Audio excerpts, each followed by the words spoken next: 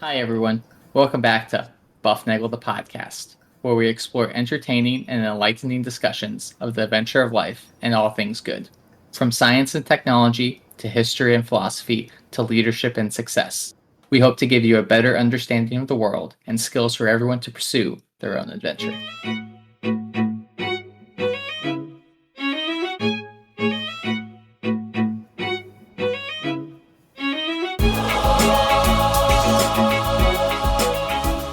Hi, everybody.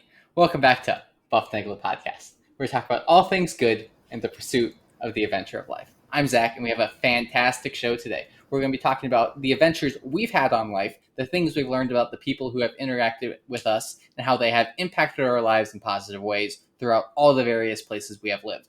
However, I definitely can't do this one alone. So as always, I'm joined by Rafe. Rafe, how are you doing today? Zach, I am fantastic today. It is a great day to be doing a podcast with you. Hey, as always, I want to thank our listeners for being here because without you, we're just a bunch of guys with a microphone and some technology. Hey, if you need to reach us, we can be reached at bufnagle@bufnagle.com from your email machine, or you can find us on Twitter and Instagram and all sorts of other places. We're in all sorts of places where you can find podcasts, Apple Podcasts, Stitcher. I don't know. If it's a podcast thing, we're probably on it. We're talking about a lot of different stuff. So if you're new, hey, welcome. Thanks for coming. We're glad you're here. Stick around for a while, and we will certainly give you something that's of interest to you. Give us 4 episodes and see if there's not something that resonates with you. And remember, leave a 5-star review with us on any of those reviewable media, and subscribe. Hit the subscribe button. My wife has promised that I get chocolate pudding, Zach, if we get another 5-star review. So if you give us a 5-star review, I get chocolate pudding, and that makes the world a better place. So that's where I am. Zach, how are you? I'm doing good. I'm doing good. Thank you for that. But as I mentioned earlier, we're talking about the adventures we've had on life, the places we have lived, and the people who have impacted us where we have lived. But to fully do this episode justice, we have brought along my older, better looking, slightly more successful brother, Harry. So Harry, how are you doing today? I'm doing great now that you gave me all those compliments. No, I'm doing well. I'm happy to be here. Happy to be a part of the Bufnagle family. And I'm ready to talk about some adventures of where I've been other than sitting in my office for the whole day. Yeah. Oh, speaking of offices, Rafe, you are in a new office. I am in a new office. I am, for those of you who have been following along, there have been little hints dropped here or there if you're listening on a regular basis. The Bufnagle World Headquarters has, okay, Zach, it's my version of the Bufnagle. Yeah, we've moved. World Headquarters, I think, is in Minnesota. Do you think it's in Minnesota? I think the podcast headquarters are Minnesota. I think the world headquarters are where you're about to tell us. Yes, the world headquarters has moved from the warm and cheerful confines of Nolensville, Tennessee, to the warm and cheerful confines of Westfield, Indiana, a suburb just north of Indianapolis. So we have moved, as people our age tend to do. Instead of driving long distances to hang out with little babies, we've decided to just pack up and move. I have a mobile job, and this job allows me to be wherever I am. So we decided we would make the move, and we officially set up residence in a rather temporary location here for a while in Westfield, Indiana. So we are happy to be Indianans, and that's where we are. We are in Indy now, and this is like, Zach, I think this might be the 1, 2, 3, 4, 5, 6. This is like the 8th different place I've lived, and multiple places in those other places. We have moved quite a lot. Yeah, I remember from growing up, if we discount the first year and a half of my life when I was born in Kansas City, Missouri, but decided to live in Kansas City, Kansas, you have an idea what that was. We moved, from my count, into three different residents in North Carolina. Yeah, we moved from Kansas, well, actually from Olathe, Kansas, which is near Kansas City, Kansas, from Olathe, Kansas to an apartment in Raleigh, and then a house in Raleigh, and then another apartment in Raleigh, and then another house in Raleigh. So we lived in 4 places in Raleigh, Zach, over the course of about 9 years. And then after that, we moved to Nashville, Brentwood, and we lived in 3 places there. So you lived in 7 different places before you even graduated high school. Yeah, and then in college, I lived in 4 different places the 4 years there. But that's not what we're going to talk about today. Oh, that's right. What we're That's going right. to actually talk about is the impact of the people that we met in those different places: North Carolina, Nashville, Tennessee, for moving out west to Spokane and to Minneapolis today, and Harry, all your Army travels and other things you've done, Yep, and how that's those right. people, the lessons we've learned from them, the things that they impacted with us, the things that were common throughout people, and the things that were great about the areas that we lived in. Yeah, Zach, I've lived, like I said, all over the country. Okay, so I grew up in Wisconsin, and I went to college at the University of Dayton in Dayton, Ohio, and that was the biggest first thing that I ever did, because we lived in this little tiny town in Wisconsin, and it was snowy and cold in the 70s, and I moved to Dayton, Ohio, where it was exactly the same but rainy. But it was interesting because there are little things when you are growing up in an area, and that's all you know is like your family and maybe your extended family, and then the little city where you live. Um, there are different people in society, or there are different ways they do the same thing. And the one thing that struck me was just the way people talked about just the way they used the language was really interesting to me. People found it very odd that I would talk about a water fountain where you go to get a drink after you're working out. That was a bubbler and not a water fountain. I ain't no linguist, but it's a dialect, right? I believe that's called a dialect, right? There are different words we use for different things there. So Harry ain't no linguist, but That's right. he plays one on He, TV. English linguist, but he knows how to speak multiple languages. There we go. I did it. I can speak a little bit of Russian if you drop me off in Moscow. You I'll think make you you back could? home. Yeah. Okay. You could get to the train station and make it That's home. right. All right, but that was interesting going to Dayton because there were people there that I. It was interesting to me because I was like a foreigner. That was the first time I was a foreigner. Okay, we all spoke English, right? And we were all citizens of the United States. But when I went from Hartford, Wisconsin, to Dayton, Ohio, it was a different world. There were different pizza chains, and there were different local restaurants, and there were different ways to refer to places where you get a drink when you're thirsty. But there were also different When you're allegiances drinky. when you're drinking. Yeah. Okay. So one time I was at the airport in San Diego, Harry. I was walking through there, and there was this mom and these little kids, and these kids were like dragging cellos through the airport. I mean, these were little kids, like 5 years old, because Where they they were should have like, fit inside the cello case, and the wife yeah, could have just grabbed the kids, cello in one arm, kid in the side of the other cello carrier box, and strolled along. that would The have. kid carrier box at that point. That's right. But they were no. These kids were like these like superstar musician, future child prodigy things, and the kid was complaining a little bit, like, "Mommy, I'm hungry," and mommy said, "Oh, we'll get lunch later." And then the kid said, "Mommy, I'm drinky," so to me that was very funny. So I said, the mom said, "Honey, it's thirsty, not drinky." And I said, "Nah, I think it's okay. You can say drinky." And that was like I've learned. Well, she gave you a death glare too, right? Death glare was. I think she was threatening. Back in the day, you could get away with that. These days, don't help people learn new words and language. Anyway, so we use different words for where you get water if you are drinky in Wisconsin than we did in Ohio. But it was like the restaurants, Zach, were different, right? The way people ate and the way the food was prepared and the way people just referred to different meals was different in Ohio than it was in Wisconsin. Yeah, but surely there was something that was similar, right? Ohio and Wisconsin, both Midwest-ish, right? I think we can make that argument. They're definitely not Southern, Right. But surely there's something that makes them the same. You can take somebody from Wisconsin and transplant them into Ohio, and they'll still get along with the people from Ohio unless they're watching the Big Ten. Well, that is a big thing. There's a big Wisconsin-Ohio State issue. I think it's more of a Wisconsin disliking Ohio State than Ohio State disliking Wisconsin because Ohio State doesn't have to worry about Wisconsin, really. I mean, there's just the levels of... They're just a tier above, you know. Well, It's like how Army doesn't worry about, like Vanderbilt. They're just better. Or Air Force, yeah. or Navy. Well, okay, so... But you're right. So there were things that are the same, right? I mean, the restaurant acts the same, the people are the same, but they cut their pizza in squares. I'm not a fan of that. You're not. As a pizza connoisseur, as I recently just consumed a pizza, I am not a fan of pizzas that have been cut into squares. It's unsettling for me, and I just don't think it tastes as good.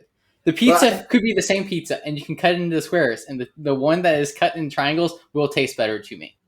Well, I think you can eat more pizza if it's in squares because it doesn't. It's like, and they're little squares too. A lot of times in Dayton, there was this tradition of the pizzas in little tiny squares, like an inch and a half across. It was just a thing. It was just different. And not, and I guess I find that when I go to new places that these things are different. And initially you can have the perspective like, that's not how we used to do it. But on the other hand, how you do it isn't how they did it. So it's a different thing. And it's interesting that back in those days, the mid 80s, things were much more regional and local. And we've now become substantially more national and more homogeneous. And there's less heterogeneity between regions. Yeah, I think that's absolutely right. Like, so internet communication has pushed people closer together. Air travel has pushed people closer together. The ability to, get a car that goes 30 at 50 miles per gallon, or one that you can plug into your dryer socket, it's made it easier for people to travel and see each other. I think that's pretty important. Well, I think the other thing too is like because we have all of those technological advances that you talk about, you can take a kid from Nashville and he can go to school in Spokane, Washington, and he can go from a Southern football focused regionality to a Pacific Northwest area where, and quite honestly, the love of football doesn't exist the same way. It's not the same fanaticness. There's a different cultural or vibe there. Instead, it's more on being connected with nature and to spend time in the outdoors and just to this presence on being and just being able to understand and appreciate that. Additionally, in Seattle, Portland, and a lot of those Pacific Northwest major cities, there is professional soccer teams, which is not something that exists in the South. Yeah, I think I wanted to ask you about that because when you went from Nashville to Spokane, you had to been like almost a novelty act when you were there. Weren't you considered a novelty? I think I would be considered a novelty. I think I'm still considered a novelty. I'm just that special, but that's an unrelated point. But yeah, I think you're right. There was a surprisingly large amount of people from Boston who actually went to GU. Then there was me, and then there was this kid who went to Franklin High School just down the road, who was a freshman when I was a senior, I believe. Really? Or who was a freshman when I was a sophomore. That's what it was. So he was 2 years removed from me, and he knew somebody that I played rugby with, which I just find hilarious on multiple levels. But like there was this, it was a different culture. Yes, everyone on that campus was connected to being a Gonzaga basketball fan. They were, academically inclined, but not everyone was focused on the same academics. Not everyone was focused on the same extracurricular activities or service to the community as a greater good. But those things were commonalities across the board for every person, regardless of where they came from. So it was almost this weird cultural mixing pot, which is maybe the really cool thing about the fact that we have the ability to go to colleges in many different parts of the country. I wasn't just going to a liberal arts college in the South with other people from the South. I went to a liberal arts college in the Pacific Northwest that pooled from a lot of different areas of the U.S. So I got to experience different people's cultures in the culture of the Pacific Northwest, which was really cool. It was like a double layer, triple decker sandwich thing. Like a Monte Cristo, right? Yeah. Okay. So what surprised you the most when you got out there? Because Harry, you were out there too. You did some time out there at JBLM in Tacoma. So you both had that Pacific Northwest thing. What did Zach, you first, what did you see that was different in the Pacific Northwest and particularly interesting and good that you didn't have growing up in Nashville? I mean, I think like the focus on sports wasn't there from the whole culture thing. Yes, people were sports fans, but people did more than that. Like in the South, it was if you're a Saturday afternoon and Alabama's playing at 3:30, you're gonna watch Auburn lose at noon because that's just what you do. Being an Alabama fan, or if you're a UT fan, you were watching UT play at maybe the 7:30. You're gonna watch Georgia lose at 3:30 because you root against. It was just like, yeah, games happen. You're a fan. You enjoy it. You move on. You do other things around the event. There was a lot more connection of people coming together, and it really taught me this idea of like this unity, this community thing of like, hey, we're all pulling the same rope. I think it helped with the fact that we didn't have a football team on campus. We had a really, really talented basketball team. And, we like to beat up on Santa Clara, which is always good for everyone involved. And then, doing those things, everyone pulling at this rope of this, like, hey, we're all in this thing together. And that thing's going to trickle down into, hey, let's impact the community in a positive way.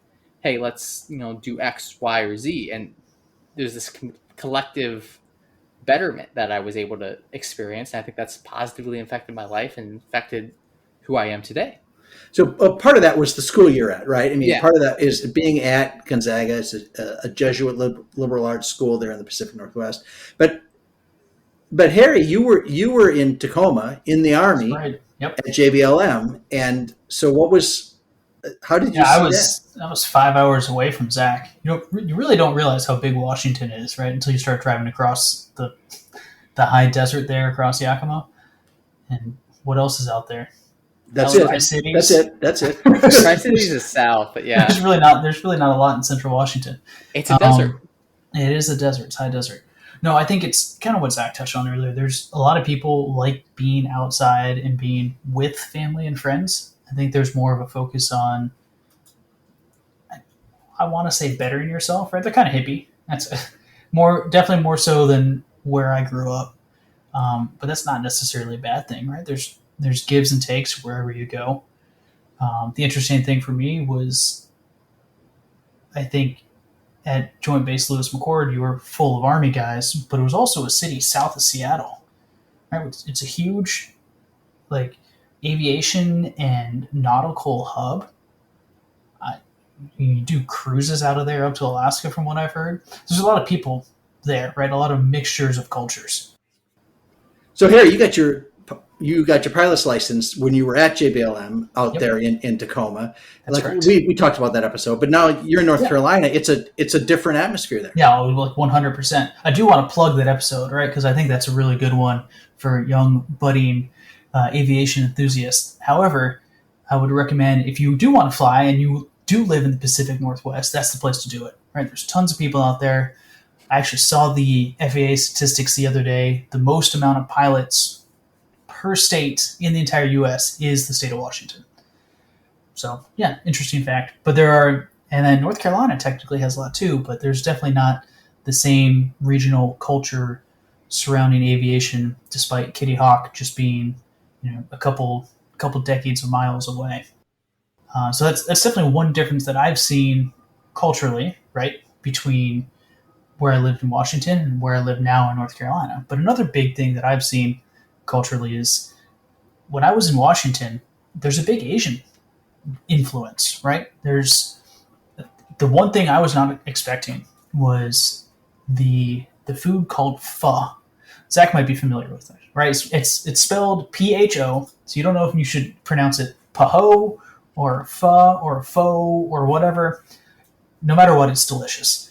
You got a broth and noodles and meat and vegetables, and it's fantastic. And it's I don't want to get this wrong, Vietnamese, Zach? I believe so. Yeah, so it's fantastic. Highly recommended. So you didn't get a lot of that in Nashville? No, I got hot chicken in Nashville. All right. Which is also another strong recommendation. But that's definitely interesting. And when I was in Asia for 4 months doing Army things, so another thing I found, right, I was willing to try new foods and try new cultures, see how different people live their lives in a completely different area, right? Not even within the continental U.S., it's on a different continent. Zach thinks that's pretty funny. I use the word continent in two different aspects. No, but I mean, it was great. Thailand, South Korea, the Philippines.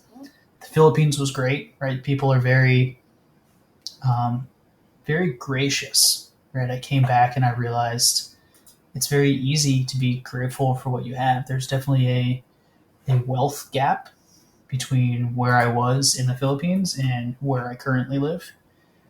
So it makes me appreciate what I have, but it also makes you realize that you can find joy and happiness wherever you are in whatever you're doing. Yeah, I think that's a hugely important thing is, I mean, you mentioned it with like the Asian culture in Seattle specifically, and it bleeds over into the rest of Washington, and I believe the Pacific Northwest as well. But like those little cultural things that, you pick up from going to Thailand, or you pick up from going to the Philippines, or you pick up from going to Korea or Canada or, Nova Scotia or wherever it is, the Bermuda Triangle, whatever it may be, you're going to pick up a little bit of something. You're going to carry it with you, and you're going to have that in your arsenal of whatever it may be. And when you're interacting with people, when you're having conversations with people, when you're doing things, it's going to come out in some way, and it's going to positively impact them in some way. I think the biggest thing for me is like I talked about community, and community was a very big thing at Gonzaga. And I think it maybe was because of the cultural melting pot of pretty much everybody would come to that city. Like in a weird roundabout way, it was kind of a college town, but it was also not at the same time. And there had a lot of people coming there, uniting together and like, strengthening and lifting each other up. I mean, I've talked on this podcast multiple times about, the rugby team and the community that we built there. And taking that community with me, I understood and I saw the value in that. And as I have moved now to Minnesota, like I see those same types of community things on the team I play with currently, and I was able to find a friend group, a group where I feel connected to that shares similar community components, because that was such an important part of like my college experience. I sought that out when I moved again because I knew I needed that to grow into the next version of myself as I moved to Minneapolis. Well, that's fundamental then in any place you go to for a new place is finding a way to fit in that brings you with it. You can't just abandon yourself and just change. And I'm going to be now totally different because you have your experiences, you have your lifestyles, you have your upbringings, you have your habits and your upbringing, right? But then you want to mix that with where you're going. And there are a lot of different ways to do that. A school will do that for you.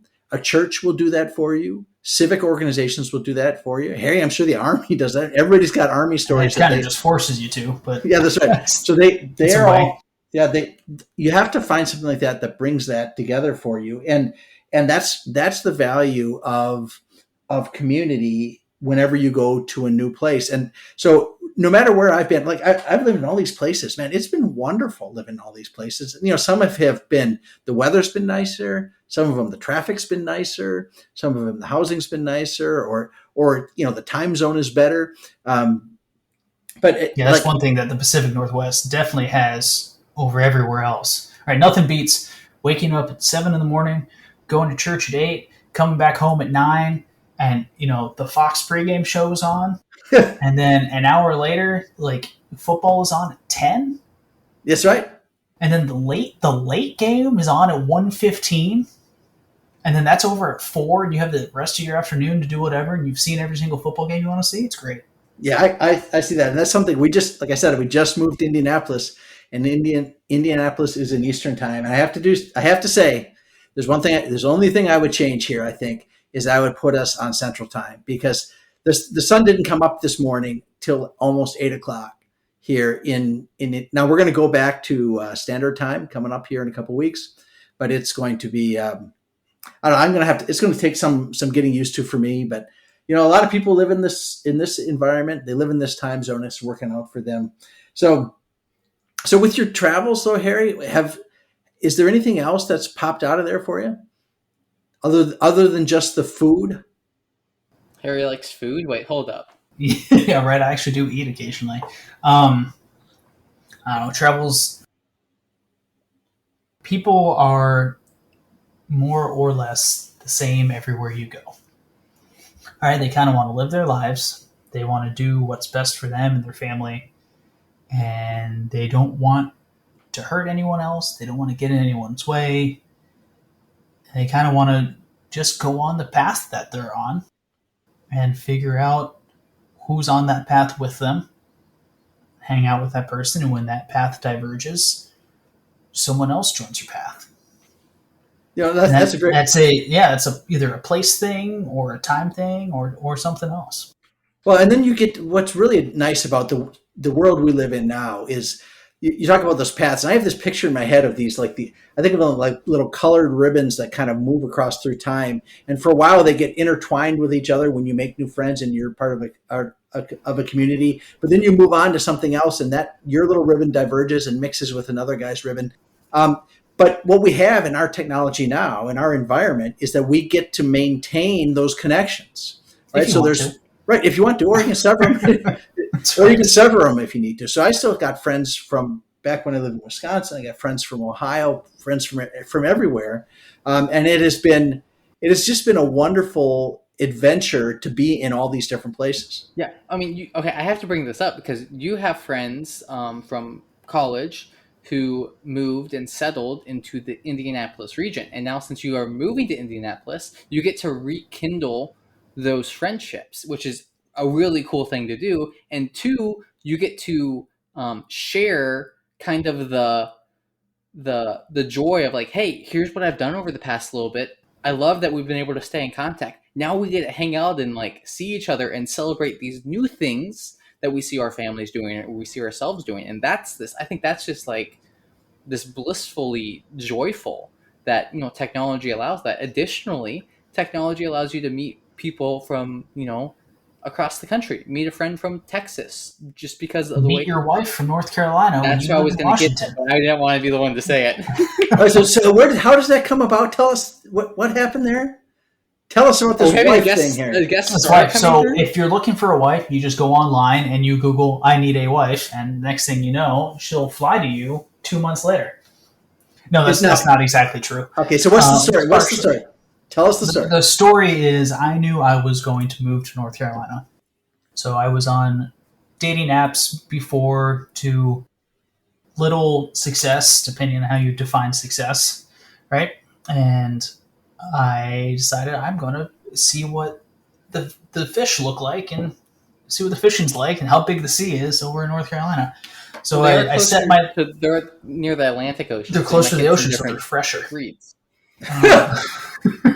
Wow. Let's hope that doesn't get edited out. Yeah, we might want to cut that one.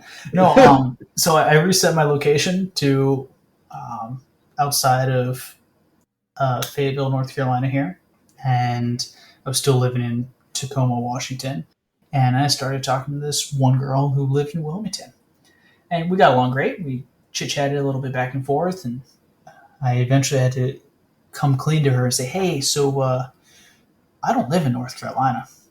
I'm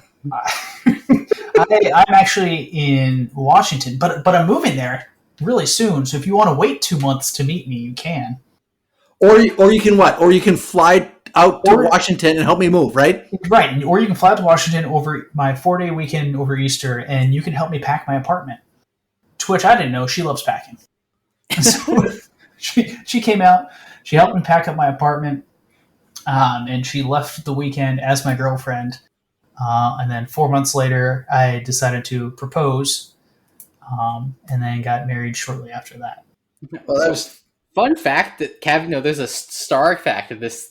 Makes this story even more fun and interconnected. So I found out about this mysterious North Carolina girl at my college bar in Spokane because I was coming back for a rugby alumni weekend, and Harry decided to come on over to visit his more entertaining younger brother, because he wanted to be entertained, and he told me about said girl in my college town. So there's a fun little connection going on there that this life of travel and adventure has given us.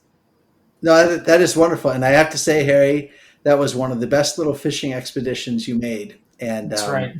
That is a catch of what is it? It's what do they say? It's the pearl of great price, as they say. Well, it's the catch of my life, that's for sure. Outkicked your coverage and all those things, right? So absolutely, it was wonderful. You're still in AA. Is she a Hall of Famer yet? That's right. Well, that's no, that is it is a wonderful. We can talk about the negatives that come from technology, and there are a lot of negatives, and we can talk about the positives, and there are a lot of positives too. Like any tool, it can be used for good or used for bad, and you ought to use those things for good. And this is the thing about all these places that I've lived, and I just come back to this. It's all about attitude and how you put it together. You can decide that the people are bad drivers, or that the roads have wacky things to them, or that the time zone sucks, or the people are too hippie or not hippie enough, or you can decide the negative, or you can decide the positive, and it makes all the difference in the world if you pick the positive side. Yeah, I think, and to reiterate, it's now fall, which means pumpkin spice lattes are a thing. And I used to be one of those people who were like, why are we getting so excited about pumpkin spice lattes? Now I'm like, people get excited about pumpkin spice lattes because they bring them joy and they're happy about it. So let them be happy. That's kind of where I'm at these days. So Well, let them do their stuff, right? Yeah. I mean, why does it make if I moved to like, when we moved into North Carolina, I'd never seen such passion for college basketball, but we were living right next to Duke and North Carolina and NC State, and it was just there in the air. And I thought it wasn't that big of a deal for me, but it was really important to a lot of other people. So I had choices. I could either rip on it and say it was stupid, or I could say, hey, tell me about it. Let me in your little club and let's figure out what's going on. And I tell you, it's a lot more rewarding to pick the positive side. Otherwise, you just alienate yourself. You're never part of the group. Yeah, and I think, if you didn't make that decision to embrace college basketball, the ACC, stuff like that, do I make the decision to embrace Gonzaga University as a 7-year-old kid? And do I then go to Gonzaga? And like that impact it's had on my life has been positive, and, has still be positive, and has lots of interaction and change and growth has come from, what might seem as a single unconsequential moment in your life. Yeah, I wonder, we always talk about like big decisions we've made. And I made a big decision, coming out of college. Should I go to graduate school in Ohio? Should I go pro, or should I go pro, or should I stay in college? Right. So, but I decided to go out to Colorado because I thought that was a thing. When I was a kid growing up, we went to vacation in Colorado a number of years. We went out skiing for a week at a time. And to me, it was so adventuresome to do that. We would drive for a full day and a half or 2 days from Wisconsin up to Colorado through the snow of December or January. And we'd end up in this place, in this condo on the mountains. And they're like, Zach, the thing that was stunning to me is, like, for me, that was a vacation spot, right? Colorado mountain land was a vacation spot. But to other people, like, there were high schools there, and there were grocery stores, and there were, right? and there were TV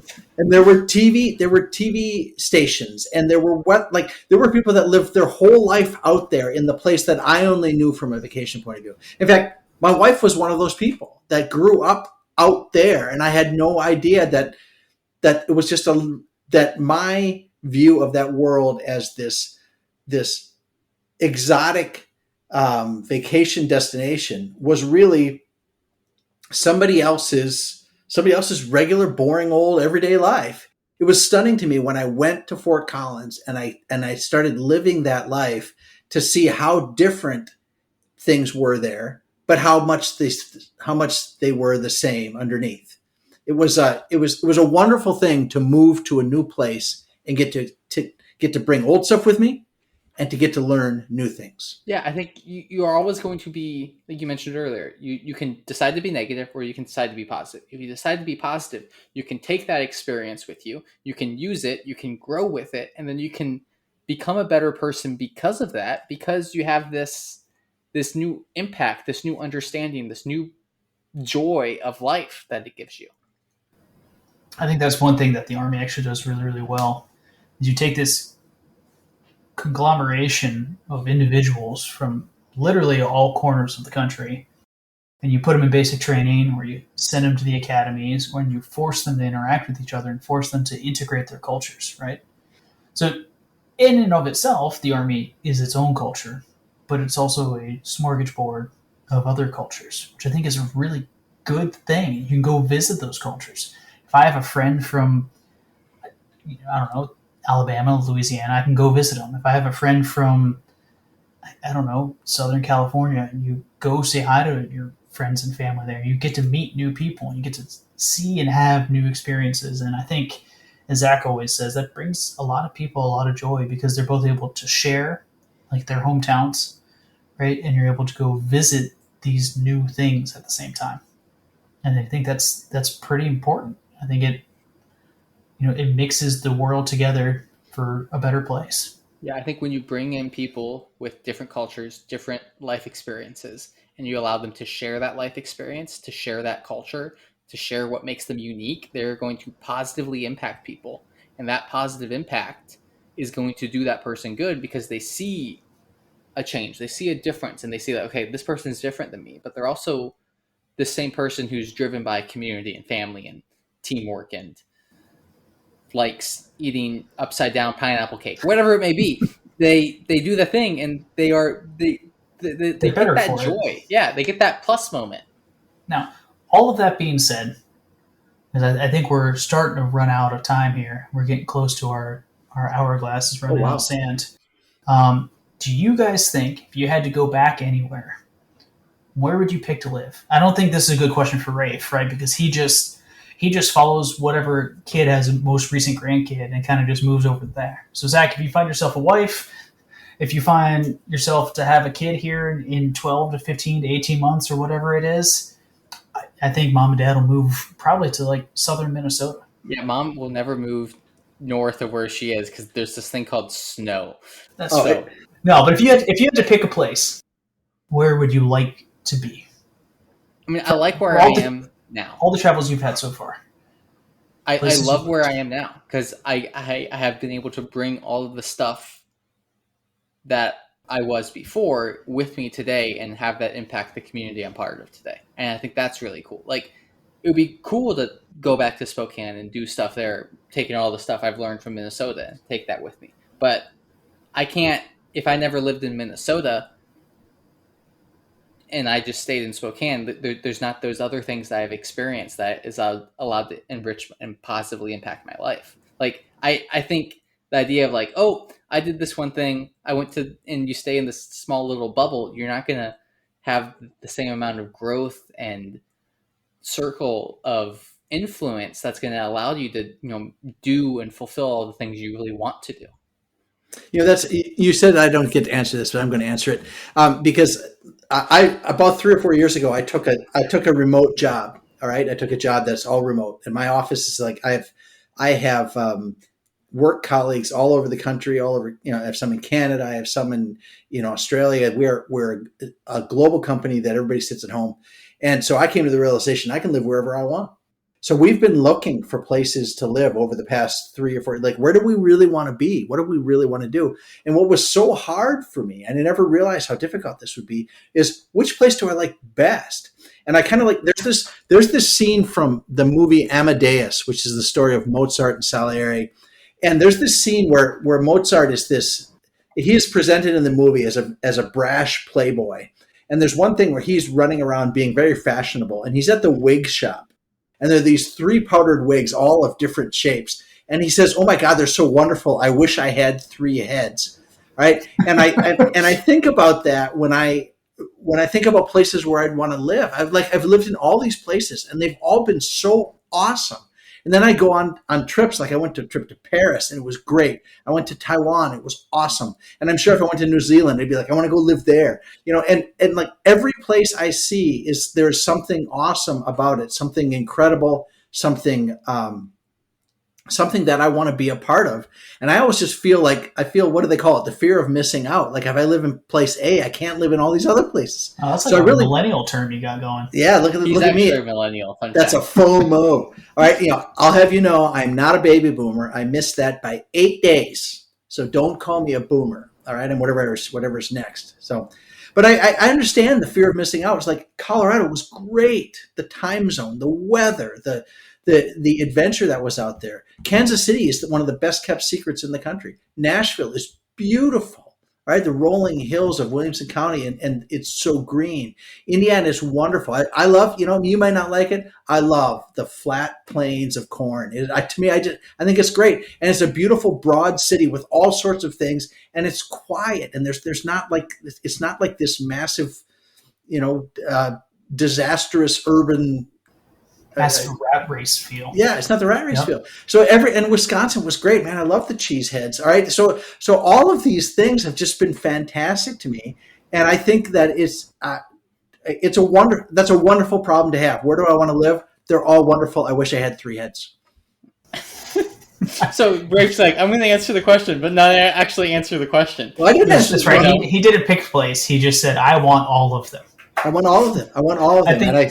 So what I'm hearing is a teleportation machine, easily transport himself to where he wants to be. He really just wants to have like a summer house, but multiple summers.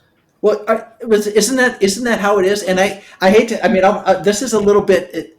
All right, so I'm getting older. All right, and now I'm in. Like, I have to start looking to where do I want to retire? What do I want to do with that? And I have to pick a place and a time and how to do this thing. And I keep thinking, like, I just wish I could have places everywhere. But then if I was in my farm in Wisconsin, I would want to be out in the mountains of Colorado. And if I was in the mountains of Colorado, I'd be wishing I was in the rolling hills of Tennessee.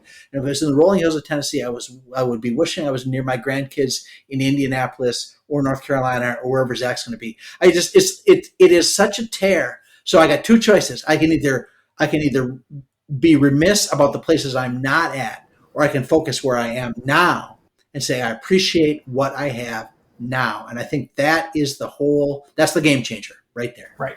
You appreciate what you have, and I think it's in a way glorious that you can still have these memories that you had before, similar to what Zach was talking about. You take all these things, your experiences from the past, and he has applied all of his lessons learned, and he's put them in Minnesota. And you've taken all these things and these memories and these experiences of life, and you put them all together, tied them all in a nice, tight, pretty bow, put them in a package, and now that package is in Indiana.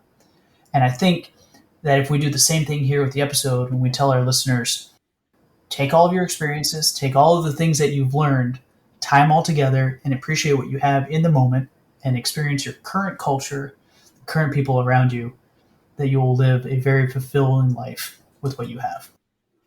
I think I cannot agree more with that statement than, I just can't. I think it rings so true in today's society. Be appreciative of what's around you, of the people who's around you, of the people who are supporting you, of the things you've learned, of the communities you're a part of all of that.